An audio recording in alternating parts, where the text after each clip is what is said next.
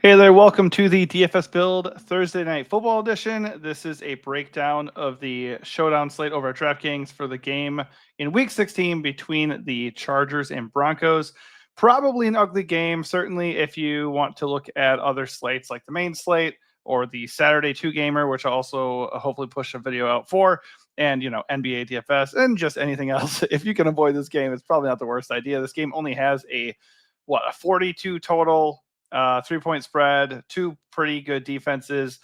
If you can avoid it and you don't want to play it, or just maybe play not that much of it, it's probably my suggestion. Same with NBA DFS yesterday.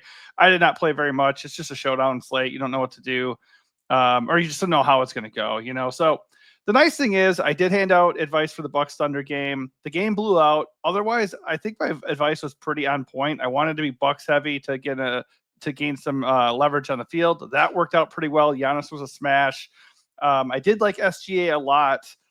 He and the rest of the Thunder just could not hit a single shot. So it did not really work out at a high level. But if you stacked the Bucks and Captain Giannis, you certainly had a chance. Anyways, this is all about the NFL, so let's focus on that. If you like videos like this and if this helps you out in any way, smash that like button. Please do it right now. It helps me out a lot. And also subscribe to the channel. That helps me, and it also can help you. Why? It can alert you to future videos. Maybe we'll do contests at some point, and just general community engagement. You can be part of this growing channel, and we really greatly appreciate it. Makes pushing out free advice and taking the time to do this worth it, just knowing that we're all growing together. We're all really trying to do the same thing. We're trying to, build good lineups, and we're trying to get some takedowns. Not everyone can do it every single time, but hopefully we can help you do it here and there for sure. Goal, once again, is to do that for Thursday Night Football, so let's get to it. What I normally like to do is look at the captain ownership and kind of work my way out from there. I don't really trust the captain ownership as it stands here at Roto Grinders. I think it's a little bit too early. Lad McConkey coming in as the Chalkies captain. Cortland Sutton is number 2. Stone Smart as number 3. So I don't know if I really buy all of that. Certainly good options and guys I really, really like. I just don't know if Justin Herbert and Bo Nix are not even going to be in the top 3. So I think I would take the ownership here with a major grain of salt, and I think we'll just focus on the actual fantasy point projection and talk and go from there. So on paper, the matchup isn't good for either side. The Broncos have been a very good defense. They've had their moments of little lapses. They got crushed by the Ravens about 4 or 5 games ago. They had another game. What was it? Let's see. Let me pull up their schedule. They had another game against the Browns. I think we all can remember that one, where they gave up 32 points and almost lost to Jameis Winston. But luckily they had 2 pick sixes, which allowed their defense to work out, and they actually won the game. But they've definitely had their moments where they weren't exactly elite. So in a huge game, this is massive for both teams. Basically, they're kind of trying to wrap up one playoff spot. The Chiefs have the AFC West locked up. There's a lot of good teams in the AFC as well. So there's no guarantee that both these teams get in. So this definitely amounts to a playoff game for the Chargers, who are 1 win behind Denver. And it still is kind of a playoff game for the Broncos. So both these teams need to win as many games as possible. I would imagine this game is close and tightly contested, and I would imagine the defenses are, they have heightened senses for this game. So because of that, I do think the defenses are probably going to revert to be a little bit stingier than they have been. Worth noting, the Chargers got absolutely smoked in their last game, gave up 40 points. And honestly, if you're going to attack one of the defenses, the Chargers would be the one I would attack. So in general, I have more of a Broncos lean here. Obviously giving up 40 points to the Buccaneers at home last week, not great. 3 weeks before that, they gave up 30 to the Ravens. A game before that, they were in a shootout with the Bengals. So, I don't think there's anything bad about giving up some points and losing to Baltimore. I don't think there's anything bad about, giving up points to a Bengals offense that is immensely talented and is 3rd in scoring on the year. Those aren't like big losses. Last week to the Buccaneers thing, that's bad. So I'm definitely curious if the Chargers are kind of mailing it in, going full Chargers like we know they tend to do. Now, the presence of Jim Harbaugh in theory has changed LA. They got off to an 8-4 start, but here they are 8-5. And could they be ready to slide like they often do? I would not be surprised at all. So that just kind of lays the groundwork of the matchup we're looking at and what's at stake. All things considered, I don't really see why Bo Nix would not be pretty chalky in the captain. If he comes in at 5%, I love Bo Nix. Ownership be damned, I love Bo Nix. Like, there's nothing at all scary about Bo Nix in this situation for a couple of reasons. Number one, he has dual threat upside. So even if you're going to get into a situation where he's struggling or he's not being super productive through the air, we know Bo Nix can add value on the ground as a runner. Last week he had 23 yards rushing. He actually, to be fair, this is totally negating my point I just made. He has not really done anything as a runner in recent weeks. So it's a little surprising. Part of that has been because he's been so productive throwing the ball, actually. And also maybe he just hasn't had to do it that much. That said, earlier in the year, he's had multiple games with over 25 yards rushing. He has multiple games with a touchdown running. So we know that is there. We know that Bo Nix can deliver as a dual threat option. He hasn't really had to. He's had a decent floor, and he's flashed a ceiling just by going out there with his arm. Even with 3 interceptions last week against the Colts, he still had 16 fantasy points. 4 games ago against the Falcons, he had 31 fantasy points. Back in week 8 against the Panthers, he had 29 fantasy points. So I think he has a reasonable floor in this spot. So to the point where, it's not a very fantasy friendly game in general. So we can look at a guy who has been productive, has not had a very low floor. Like, his worst game since week 4 has been 14 fantasy points. I mean, he's got a pretty good floor. So if that's our worst play of the slate, and technically he's the best because he has the best ceiling as well, then I really like Bo Nix. Like, I don't think there's any reason to shy away from him. The only reason why I would is if the ownership flips and he's like super, super chalky. And I did this the other time the Broncos were on a showdown slate. And that's just what I tend to do. Like, if there's going to be one guy that the field is fixating on, I will gladly be underweight or pivot unless he's just such a smash play that I don't want to get around it. Now, based off of everything I said, I do think this is a situation where I might be willing to eat the Bo Nix chalk in the captain slot. If he carries ownership, I don't even know if I would care that much because there's just not that many options that really stand out to me. The Broncos are dividing up their carries on the ground in a disgusting fashion. Nobody's really popping in the running back room. Same thing can be said for the Chargers.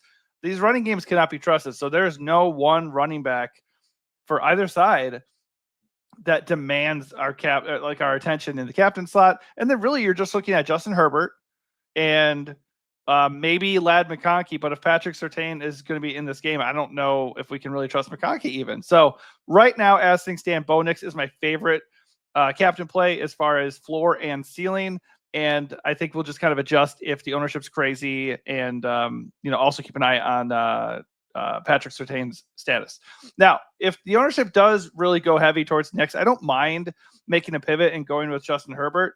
Herbert has been pretty disappointing. I will say he's got an ankle issue too. He's been nicked up like all year, but he was in a super advantageous spot back in week 13 against the Falcons, and they just didn't need him. They weren't very effective either for whatever reason. The Falcons are like a dream matchup, and they just could not get anything going. He had 7.9 fantasy points. So it was very disappointing. Then last week in a smash spot against the Buccaneers, he had 14 fantasy points. Certainly a much better outing than he had against Atlanta. 14 wouldn't kill you in a showdown slate. And against Denver, I think that would be okay. But just Herbert has not exhibited like a really, really good floor or a really high ceiling. He honestly only has 2 games on the year with over 20 fantasy points. So pretty disappointing.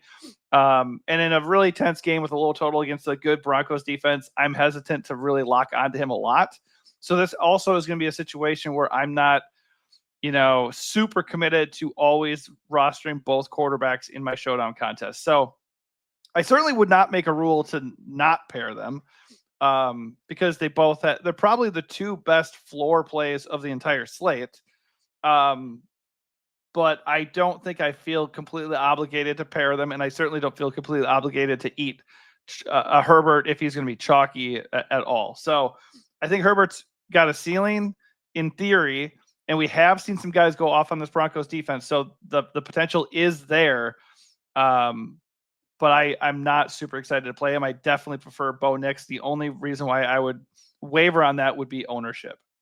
So kind of, marrying all the logic to Bo Nix, Cortland Sutton looks awesome. The Chargers are a really good, they have been a good scoring defense. They were not good scoring defense last week, but they have been a good scoring defense on the year, but that does not mean they have not given up production. And lately it's been bad against wide receivers. They've been bottom 10 over the last 4 weeks against fantasy wide receivers. They're just giving up production. I mean, they have faced a lot of good offenses. Obviously, I'm thinking of the Broncos for a second there. But what was the game? Yeah, against the Bengals, there's Jamar Chase. Against the Ravens and stuff. But just in general, they're giving up production, so we can definitely attack them via Broncos wide receivers. And Sutton has been super, super reliable. 12 plus fantasy points in every game since week 7. He has a ceiling. He has 20 plus fantasy points in 3 different games, 19 plus fantasy points in 3 of his last 5. Really nice role, too. I mean, you can look at the production and the game logs all day. You can look at the matchup all day. But really the big thing when I'm looking at wide receivers is, are they getting the ball consistently? Well, yeah, he is. He's got 8 plus targets in each of his last 5 games.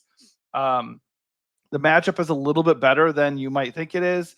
And he's been productive. So Sutton is one of my favorite captain plays as well. I think he's got a pretty good floor, and he does have a pretty darn good ceiling too. Ladd McConkey might be one guy that I'm kind of out on. He does come in with the 4th best projection of the slate. I would imagine he comes in with some captain ownership. I like him in a vacuum. Ladd McConkey is a good player. He's been very good as a rookie. 63 catches, 873 yards, and 5 touchdowns. He's been really productive as of late, 14 plus fantasy points in each of his last 4 games. He's even displayed a ceiling with 21 plus fantasy points in 2 of those games. I like him, but I do not like him that much if Patrick Surtain is going to follow him around. And in general, the matchup with Denver is not very friendly. So I think you can certainly play McConkey. He's absolutely viable in the captain and in general. I do think because I'm not gaga about Herbert, I think I'm going to be underweight on McConkey here, and it'll be interesting to see where the field lies. Right now, I don't really trust these projections. They have him, kind of projected as the chalkiest captain. I don't know if I really fully buy that. No doubt he's one of the most talented players on the slate and one of the guys with the best roles and one of the guys that's been the most productive. But everything considered, I think McConkey is a guy I would like to be underweight on in this spot. I think that changes a little bit if Surtain does not play on a short week, but as of now, I'm going to be shying away from McConkey. In doing that, I do think we can look at guys like Quentin Johnston and Joshua Palmer, just because if McConkey is going to struggle, it's pretty likely that one of those guys is going to benefit from that. And just in general, if Surtain plays and does end up shadowing McConkey, not that that's a lock, so I definitely keep an eye on that.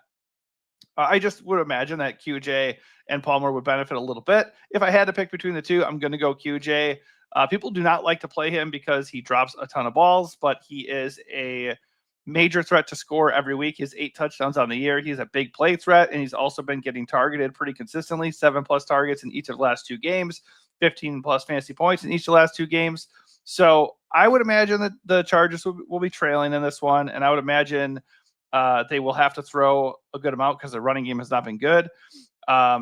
So while I don't trust the Chargers passing attack overall, I think QJ is interesting at his price. I don't really feel excited about captaining QJ on this slate because his price at 12.6 is not amazing for the captain slot. But in general, like in the flex, I think he's in play. And especially if McConkey is going to be really owned, I think he is like a nice little sprinkling, interesting in tournaments. It's gross out there for the running backs, man. Not a single running back in this game is projected for more than 10 fantasy points. That about tells you how bad it is. Now, does that mean we have to completely fade every running back on this slate? No, probably not. I would imagine one of them is going to hit because that's just how it goes. But I mean, Jaleel McLaughlin for the Broncos led the Broncos rushing attack with 7 carries last week. Actually, Bo Nix had the most rushing attempts for Denver.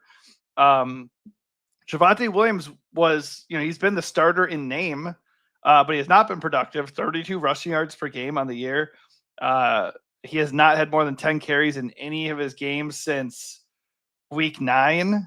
I mean, it's just a 3-headed horse. You got McLaughlin, you have Javonte, and then you have Audric Esteem. So it's gross. Jaleel is actually listed on the injury report as a limited participant. If he's out, then we can look at Javonte. Then I would think Javonte is an interesting play. If Jaleel is in, he's my favorite Broncos player, running back. Favorite Broncos running back, not favorite player. Then he would be my favorite because he is a little explosive and he's getting more consistent touches. Like I think he'd be the one we could trust the most. But I don't feel great about any Broncos running backs. By the way, worth noting, the Chargers are favored in this game at home, but I'm starting to lose trust in LA for sure, and I think the matchup overall benefits Denver. So if I were betting on the game, I would be betting on Denver to win this game. This is not a slate where we feel like we have to get crazy in terms of like a must get a contrarian captain and then or pay or save money and so I can pay up for all these studs. No. It's like if I was gonna say I feel really compelled to play these players and force them into my lineup, who would I be talking about? I guess Bo Nix and Cortland Sutton. Like I am pretty okay with being underweight on Herbert and McConkey and even QJ and like all the Chargers running backs and the Broncos running backs. Like nobody really stands out. There's only 4 guys on the slate that project for more than 16 fantasy points. Only 5 who project for more than 10. So, and all these guys have like relatively low floors. So I am very much okay with eating a chalky captain as long as it's one that, that I agree with. Like if Bo Nix comes in with monster ownership, fine. I'm okay with that. If Cortland Sutton comes in with monster ownership, fine. I'm okay with that. The only thing is we have to make sure we're getting different in the flex so we don't get duped. And we still want to play guys that are, good and are actually going to help us get there. That said, I do think one other guy that is very interesting as a captain is going to be Stone Smart. Let me just double check the status of Will Dissly. I mean, Hayden Hurst is on IR. Will Dissly missed last game. He did not practice yesterday. He's got a shoulder issue. So he needs to be out to me to feel really, really good about Stone Smart. But if he is, I see no reason not to use Smart. He had 6 targets for 5 catches and 50 yards last week. He did lose a fumble, but that's back-to-back weeks now where he's been pretty involved. He's had 8+ fantasy points in both games. Obviously Denver is not technically the friendliest matchup, but by the way, in the last 4 weeks, they've been bottom 10 against tight ends. So I think it's more of just like about the role and the price. But Stone Smart is only 6.3K, so he is an interesting captain play. And you could go, fire up Stone Smart. And then if you really wanted to load up, go get Bo Nix, go get Herbert, go get Sutton. And then you still have 7K per over your last 2. If you want to eat the McConkey chalk, go get him. And then down we go. And you can go get the Broncos D or Marvin Mims or whatever. Like that's a pretty good build. I have no problem with that. Or just run it into the optimizer. Maybe do this where we just lock in Stone Smart and we do 150. Not that I want to play 150 Thursday Night Football lineups. We got to do one other thing. We'll just say men. We'll do men flex, Bo Nix. We'll do men 60. At least I probably would go more than that to be honest. But let's just see what the tool pumps out, just to see like what the most optimal play with Smart there would be. But as we wait for that, I don't think it's completely necessary. I think if Dissly's out, Smart's definitely going to be owned. Okay, like he's going to be owned in the flex. So one way you can manipulate that is to captain him and then load up on the other guys if you feel comfortable with paying for those dudes.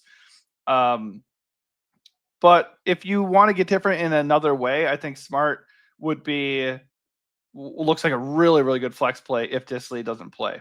So Stone Smart, Devon Villay, Lad McConkey, Sutton, Herbert, Nix, like that's fine. Like I like that. I think that's a pretty interesting turning strategy for sure, or turning lineup. Look at these guys are just, I mean, we can't trust this ownership yet. But anyways, that just gives you an idea. Like, if you do like McConkey and you want both the quarterbacks in and everything, you think the game could go a little bit over the total, I think that is a fine way to do it.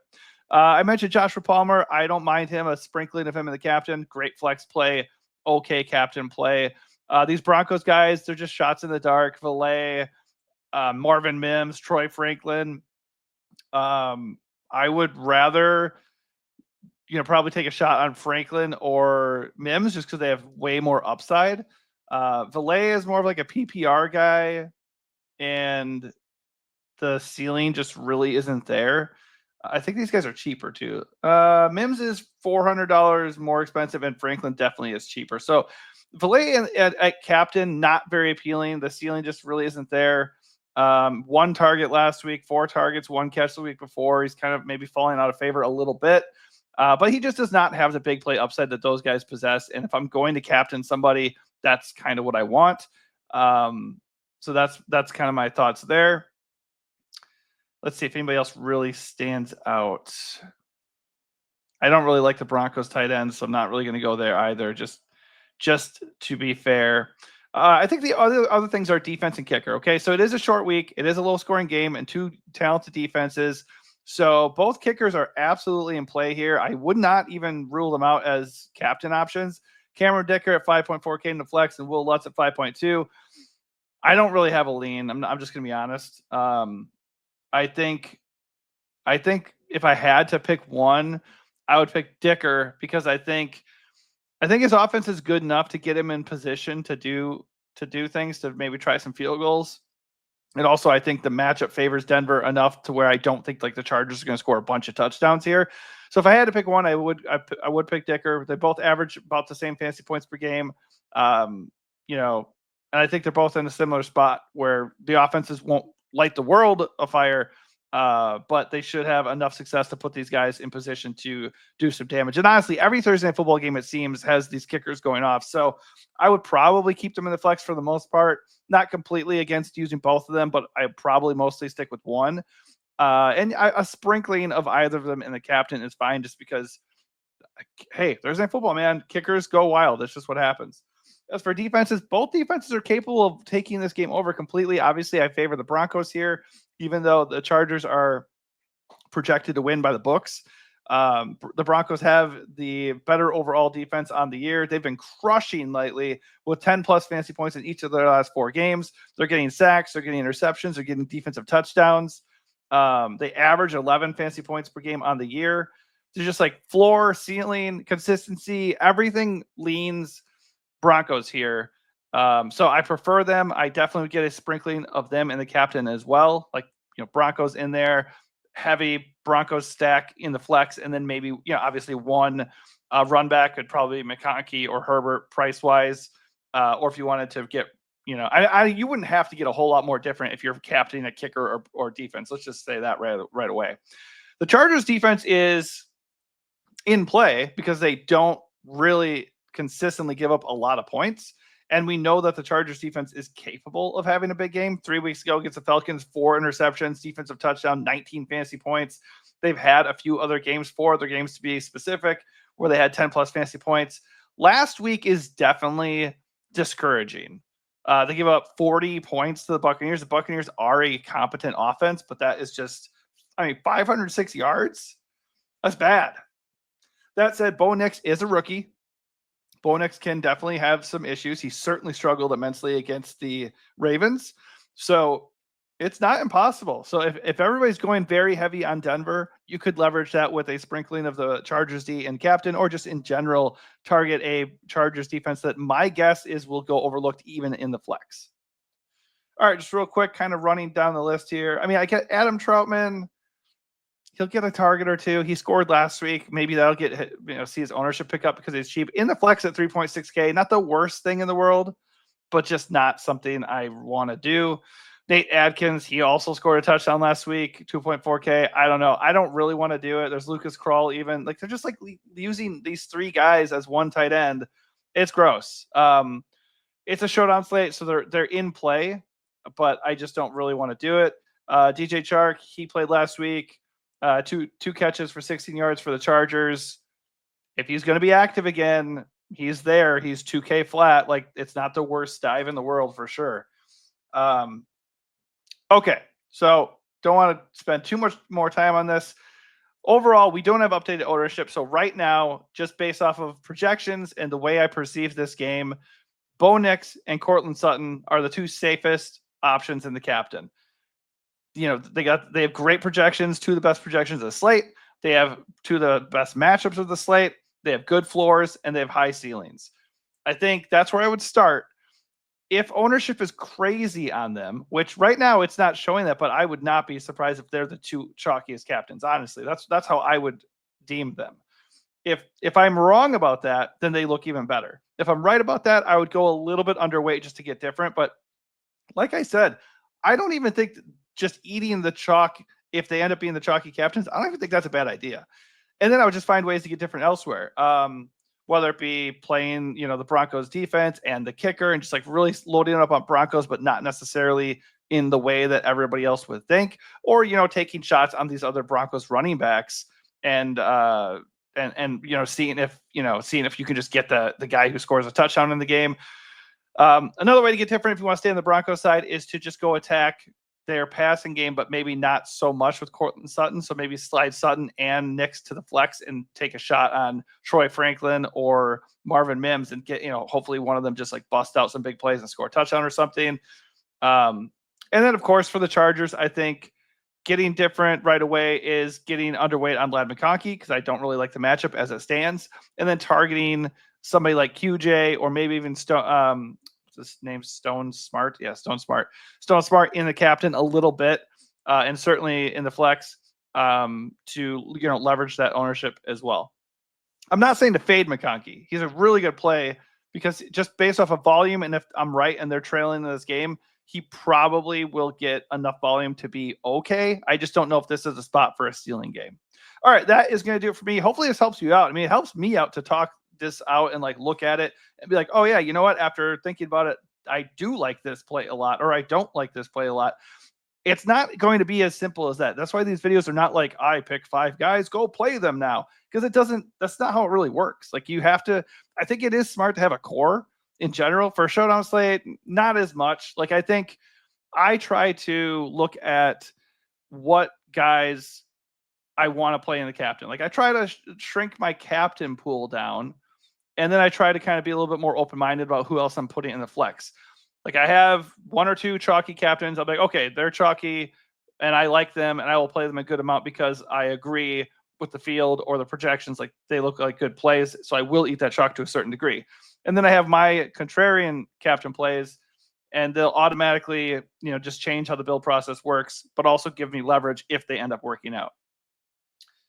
But yeah, just handing out regular picks is fine if they all hit.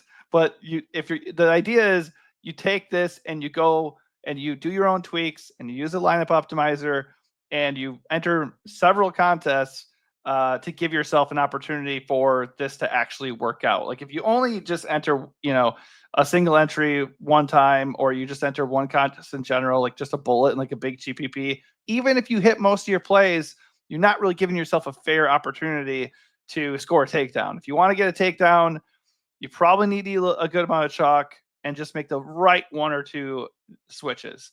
In my opinion, on this specific slate, that is probably going to be eating the Bo Nix chalk, eating the Courtland Sutton chalk, and probably playing Justin Herbert. So I think if you need a core, it's going to be those 3 guys. Who you captain is the first issue, and then who else you round out the rest of the lineup with. If I had to continue going, I think at this time, Stone Smart looks like a core play. Do you captain him or not? That remains to be seen, right? I think that's in play though. And then QJ would be a leverage play, whether it be captain or not, over McConkey. Anyways, that is my process. Hopefully it helps you out. Smash that like button if it does, and be sure to subscribe to the channel. Thanks for watching. Good luck.